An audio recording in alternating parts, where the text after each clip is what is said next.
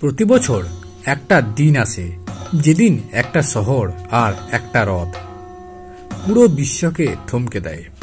না, এটা শুধু একটা উৎসব নয়, এটা একটা অলৌকিক ঘটনা যেখানে ঈশ্বর নিজেই বেরিয়ে আসেন মন্দির থেকে, নিজের ভক্তদের মাঝখানে আসেন।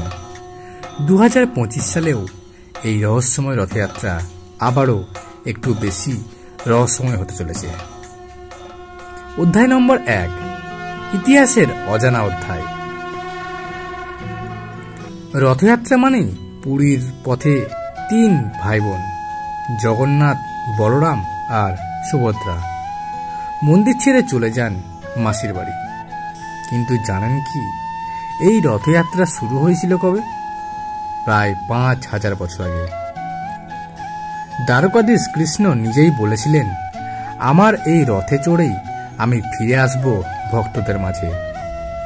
তবে একে উৎসব বলে ভাবলে ভুল করবেন। পুরী রথযাত্রার পিছনে আছে এক গোপন শাস্ত্রীয় মন্ত্র, এক অদ্ভুত জ্যোতিষীয় গণনা। অধ্যায় নাম্বার 2, 2025 সালের রথযাত্রার বিশেষত্ব।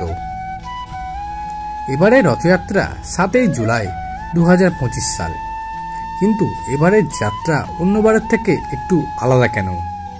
কারণ 142 বছরের মধ্যে এই প্রথম এমন জ্যোতিষ যোগ ঘটেছে, যার ফলে বিশ্বাস করা হচ্ছে ভগবান এবার বিশেষ সংকেত দিতে চলেছেন।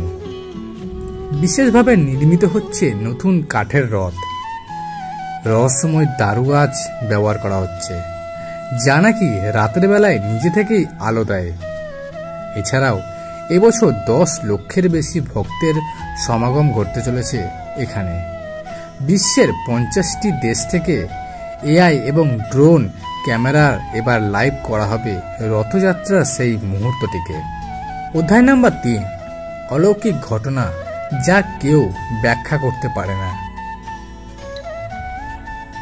আপনি কি জানেন, রথ চলার আগে হঠাৎ করে বাতাস থেমে যায়, আর যেই রথ গড়তে শুরু করা হয়, পুরী শহরে উপর দিয়ে বয়ে যায় এক রহস্যময় ঠান্ডা হাওয়া। বছরের এই একদিন পাখিরা উড়ে আসে জগন্নাথ মন্দিরের দিকে, যেন তারা জানে ঈশ্বর তাদের ডাকছেন। একটা সময় আসে যখন ভগবান নিজেই নিজের রূপ বদলান, তার মূর্তিগুলি মাটি হয়ে মিশে যায় আর নতুন শরীরে ফিরে আসেন তিনি। এই সময় কেউ দেখতে পায় না ভেতরের সেই ব্রহ্ম পদার্থ। যদি কেউ দেখে ফেলে, সে নাকি অন্ধ হয়ে যায়। অধ্যায় নাম্বার 4, রথযাত্রার শক্তি এবং ভক্তির পরিণতি। রথ টানার আগে হাজারো মানুষ দাঁড়ায় দড়ি ধরে। বিশ্বাস করা হয়, ভগবানের রথে একবার হাত দিলেই সব পাপ মুক্ত হয়। সেই বিশ্বাসের জোরে একবার এক ভিখারি জীবনে প্রথম চাকরি পেয়েছিলেন রথ টেনে। আরেকজন অসুস্থ সন্তানকে নিয়ে এসেছিলেন পুরী। রথ ছোঁয়ার পরে ডাক্তারও বলে উঠেছিলেন, এটা অলৌকিক, ছেলেটা এখন সম্পূর্ণ সুস্থ। পুরী শহরের প্রত্যেকটা ধূলিকণাতে যেন জগন্নাথের চরণ চিহ্ন লেগে আছে। এই রথযাত্রা শুধু উৎসব নয়, এটা ঈশ্বরের সাথে এক ব্যক্তিগত সংযোগ। তুমি যদি ভাবো রথযাত্রা একটা উৎসব মাত্র, তাহলে একবার চোখ খুলে দেখো এই দৃশ্যটা। লক্ষ লক্ষ মানুষ চোখের জলে ভিজিয়ে বলছেন, জয় জগন্নাথ। এবার 2025 সালে তুমি কি রথ দেখতে যাবে না?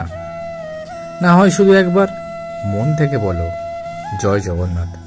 দেখবে তোমার জীবনে নেমে আসবে এক অলৌকিক পরিবর্তন। এই ভিডিওটি যদি হৃদয় ছুঁয়ে যায়, তাহলে একবার শেয়ার করো সবাইকে, যাতে পুরো দেশ জেনে যায় ভগবান আবার আসছেন রথে চড়ে। ভিডিওটি শেষ করার আগে দর্শক বন্ধুদের বলবো, কমেন্ট বক্সে অবশ্যই জয় জগন্নাথ বলতে বলবেন না।